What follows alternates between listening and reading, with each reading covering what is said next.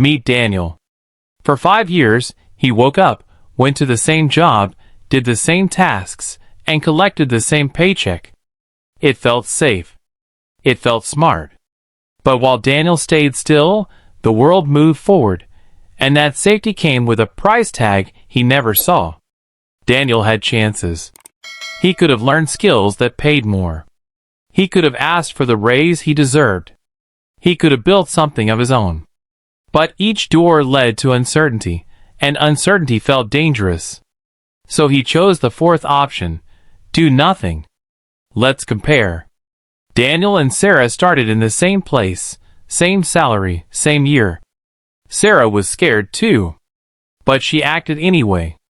She spent 6 months learning a new skill. She had the uncomfortable conversation about her worth. She built something small on weekends. 5 years later, the gap wasn't small. It was a canyon. Here's what Daniel didn't understand. Staying still isn't free. Inflation eats your buying power every single year. While others advance, your market value stagnates, and the gap between what you earn and what you could earn is a hidden tax. The worst part? You pay it in silence. No receipt. No warning. Just a bank account that should be fuller. Wealth isn't built in a day. It's built in the compound effect of small decisions repeated over years. The skills you didn't learn? They compound into missed jobs. The promotion you didn't ask for? It compounds into a permanently lower salary trajectory. The business you didn't start? It compounds into zero equity, zero assets, zero ownership. Daniel didn't lose money in one big mistake. He lost it in 5,000 tiny withdrawals from his future. Why do we do this? Because your brain is wired for survival, not wealth. It treats a job application like a lion attack. It treats learning a new skill like wandering into unknown territory. Your comfort zone isn't actually comfortable, it's just familiar. And your brain confuses familiar with safe, even when familiar is slowly bleeding you dry. Why do we do this? Because your brain is wired for survival, not wealth. It treats a job application like a lion attack.